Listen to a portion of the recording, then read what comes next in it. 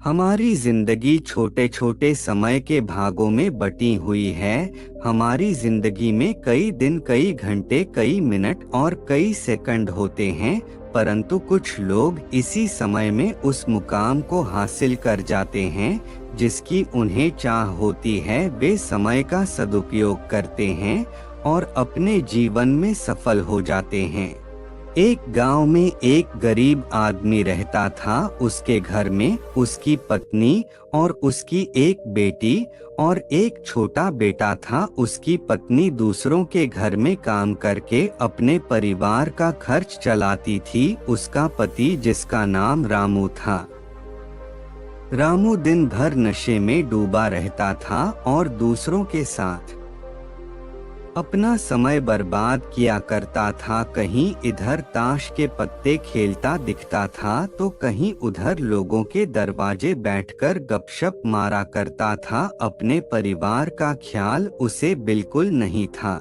उसके माता पिता ने उसकी शादी कराकर गलती कर दी थी। बेचारी उसकी पत्नी दिन रात काम कर कर अपने बच्चों का पेट पालती थी। यदि उसकी पत्नी एक भी दिन काम पर न जाए तो उसके बच्चे भूखे रह जाते थे। इसीलिए उसकी पत्नी प्रत्येक दिन दूसरों के वहां काम करती थी। लेकिन रामू को इन सब बातों से कोई फर्क नहीं पड़ता था। उसे बस अपना समय बर्बाद करके हंसी मजाक और है मैं तुम्हारे घर में खाता हूँ क्या, इसके कारण कोई भी गांव का सदस्य इससे इस विषय में बात ही नहीं करता था। वह सुबह खाकर निकल जाता था और रात में शराब पीकर आता और अपनी बीवी के ऊपर गुस्सा करता था। ऐसा ही कुछ दिनों तक चलता रहा। कुछ दिनों बाद संसार में एक ऐसी बीमारी ने जन्म लिया जो मानव जाति के लिए अत्यधिक खतरनाक थी। चारों तरफ उस बीमारी का कहर था। आप सब जानते होंगे, मैं कोरोना वायरस की बात कर रहा हूँ। जब सरकार द्वारा लॉकडाउन लगा दिया गया था तब चारों तरफ लोगों का एक दूसरे के वहां आना जाना बंद हो गया था। सारे कार्य, सारी फैक्ट्रियां, सारी गाड़ियां इत्यादि बंद हो गए थे। अब रामू का परिवार भूखा मरने लगा था क्योंकि उसकी पत्नी जो रोज कमाने जाती थी वह अब किसी के घर इसी कारण नहीं जा पाती थी कि कहीं इस बीमारी की वजह मैं न हो जाऊं। लोग उसे अब काम पर बुलाना बंद कर दिए थे। उसके परिवार में अनाज का एक दाना भी नहीं पता था, ना उसके घर में कुछ पैसे थे। अब वह क्या करता। उसका छोटा बेटा भी बीमार हो गया था। उसके बच्चे की तबीयत ज्यादा खराब हो गई थी। तब रामू को समझ आया कि अपने परिवार को ध्यान देना चाहिए। उसने बच्चे को अस्पताल ले जाने का सोचा, परंतु उसके पास पैसे नहीं थे। उसने गांव वालों से पैसे मांगने गया। गांव वालों ने कहा, पहले कहने पर तो हम लोगों को ही जली कटी सुना देते थे, अब इस लॉकडाउन में हमारे पास कहां से पैसा आए, यही कहकर वह लौटा देते थे। रामू अत्यधिक परेशान था। अब करें तो भी क्या करें, वह चाहकर भी कुछ नहीं कर सकता था। एक पूरा दिन बीत गया। उसके बेटे की तबीयत और भी ज्यादा खराब हो गई।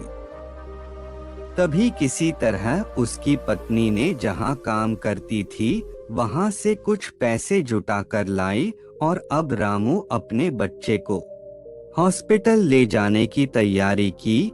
रामू अपने बच्चे को लेकर गांव के बाहर एक अस्पताल में पहुंचा। रामू दौड़ता हुआ डॉक्टर के पास गया। उसने कहा, मेरे बच्चे को बचा लीजिए। डॉक्टर साहब ने सारे इंस्ट्रूमेंट लगाकर चेक किया, तब उसका बेटा मर चुका था। डॉक्टर साहब ने यह बात रामू से कहा, यदि तुम अपने बच्चे को 10 से 15 घंटे पहले ले आते तो मैं तुम्हारे बच्चे को बचा लेता। मुझे बहुत दुखी होकर कहना पड़ रहा है कि मैं तुम्हारे बच्चे को बचा ना सका। यह सुनकर रामू के पैरों तले के नीचे से जमीन खिसक गई। वह रोने लगा। उससे कहने लगा, यह सब मेरी गलती है। मैंने जीवन में कुछ नहीं किया, सिर्फ अपने समय को बर्बाद किया है। यदि आज मेरे पास पैसे हो जाते हैं तो मैं अपने बेटे को हॉस्पिटल जल्दी ला पाता और मेरा बेटा बच जाता। मैंने अपने जीवन में समय को बहुत बर्बाद किया है, लेकिन आज मुझे समय को अहमियत पता चल गई है। तो हमें इस कहानी से यह शिक्षा मिलती है कि हमें अपने समय को बर्बाद नहीं करना चाहिए, उसका सदुपयोग करना चाहिए, तभी हमें अपने जीवन में सफलता मिल सकती है। इस कहानी में अगर रामू पहले से काम करता होता तो उसके पास पैसे होते और अपने बेटे का इलाज करा पाता, जिससे उसका बेटा आज जिंदा होता। मित्रों, हमें हमेशा अपने समय का सदुपयोग करना चाहिए। बहुत से लोग इन मुसीबतों से टूट जाते हैं और उन्हें ऐसे मोटिवेशन की जरूरत पड़ती है जिसके कारण वह इन मुसीबतों का बिना किसी डर से सामना कर सके। दोस्तों, आज की इस Gautam Buddha motivational story in Hindi के जरिए हम आपको बताएंगे कि बुद्ध के नजरिए से हमारी जिंदगी की कीमत क्या है।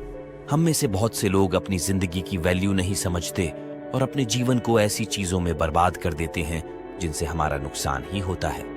कुछ लोग अपनी जिंदगी शराब के पीछे बर्बाद कर देते हैं, तो कुछ लड़कियों के चक्कर में और कुछ अपनी सारी जिंदगी पैसा पैसा करके बर्बाद कर देते हैं। आज की इस बुढ़ा स्टोरी इन हिंदी के जरिए आप जानेंगे कि हमारी जिंदगी कितनी कीमती है और हमें अपनी इस कीमती जिंदगी को किस तरह जीना चाहिए। एक बार की बात है, गौतम बुद्ध अपने शिष्यों को जिंदगी से जुड़ी अच्छी बुरी चीजों का ज्ञान दे रहे थे।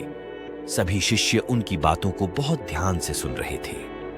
उन सभी में एक शिष्य ऐसा था जिसे प्रश्न पूछने की बहुत आदत थी। वो उठकर गौतम बुद्ध के पास गया और उनसे बोला, आप हमें जिंदगी के बारे में जो कुछ सिखा रहे हैं उस सब का क्या फायदा, क्योंकि हम में से बहुत से बच्चों को ये भी नहीं पता कि हमारे जीवन का मूल्य क्या है और ये जीवन हमारे लिए कितना कीमती है। पहले आप हमें ये बताइए कि इस जीवन का मूल्य क्या है। अपने शिष्य की बात सुनकर गौतम बुद्ध अपने कक्ष में गए और एक चमकता हुआ पत्थर का टुकड़ा लेकर आए। वो टुकड़ा उन्होंने अपने शिष्य को दिया और बोले, मैं तुम्हें इस जीवन का मूल्य तब बताऊंगा जब तुम इस पत्थर का सही मूल्य पता लगा कर आओगे। साथ ही ये ध्यान रखना कि तुम्हें यह पत्थर का टुकड़ा किसी को बेचना नहीं है। गौतम बुद्ध की बात मानकर वो शिष्य बाजार की तरफ चला गया। बाजार में सबसे पहले उसकी नजर एक फल बेचने वाले पर पड़ी और उसने वो पत्थर उस फल वाले को दिखाया और बोला, इस पत्थर के बदले आप मुझे कितने फल दे सकते हो? फल वाला बोला, ये पत्थर कुछ खास तो नहीं है, लेकिन फिर भी इसके बदले में तुम्हें 10 केले दे सकता हूं। वो शिष्य उस पत्थर को लेकर आगे चला गया। फिर उसे एक सब्जी वाला मिला। शिष्य ने उस सब्जी वाले से उस पत्थर की कीमत पूछी।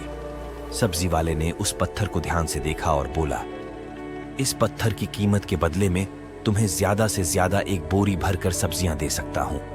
इसके बाद वो शिष्य उस पत्थर को लेकर एक सोने के व्यापारी के पास गया। उस पत्थर की टुकड़े की चमक देखते ही उस सुनार ने उसकी कीमत 100 सोने के सिक्के लगाई। शिष्य ने वो टुकड़ा बेचने से मना किया तो वो सुनार उसके बदले 200 सोने के सिक्के देने को भी राजी हो गया, लेकिन शिष्य ने वो पत्थर नहीं बेचा। इसके बाद वो शिष्य एक हीरों के व्यापारी के पास गया और उनके सामने उसने वो पत्थर के टुकड़े को रख दिया।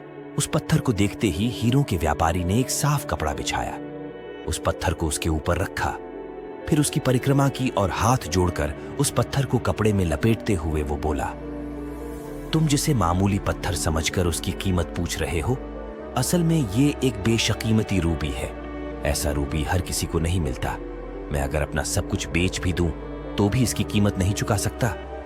उस व्यापारी की बातें सुनकर वो शिष्य हैरान हो गया। वो दौड़ा दौड़ा सीधा बुद्ध के पास आया और उन्हें उसने जो कुछ भी बाजार में हुआ वो सब बताया। उसकी अचरज भरी बातें सुनकर गौतम बुद्ध बोले, तुम्हारे सवाल का जवाब इस रूबी की कीमत में ही छिपा है। हमारा जीवन भी एक रूबी है, रूबी की तरह ये भी बेशकीमती है, लेकिन हम इस बात को हमेशा नजरअंदाज करते हैं और अपने जीवन का मूल्य नहीं समझते।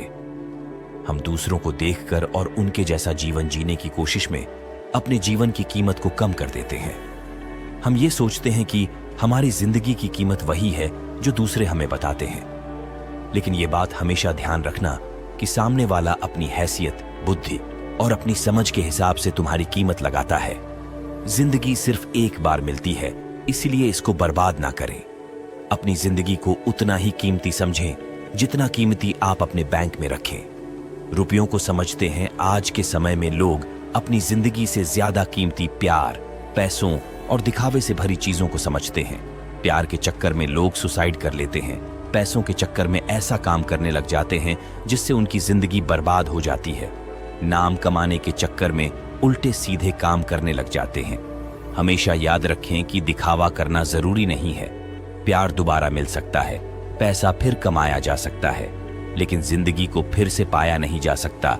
इसलिए अपनी इस बेशकीमती जिंदगी को अच्छे से जिएं, हर पल का आनंद लें। कभी ये ना सोचें कि आप इस दुनिया में किसी काम के नहीं है, न कभी ये सोचें कि आपकी जिंदगी व्यर्थ है। आपके होने या ना होने से कुछ फर्क नहीं पड़ता। जब भी ऐसे नेगेटिव विचार आपके मन में आए तो खुद को बस ये याद दिलाएं कि जीवन एक रूबी है और ये बेशकीमती है। अगर वीडियो अच्छी लगे तो लाइक और चैनल को सब्सक्राइब करें।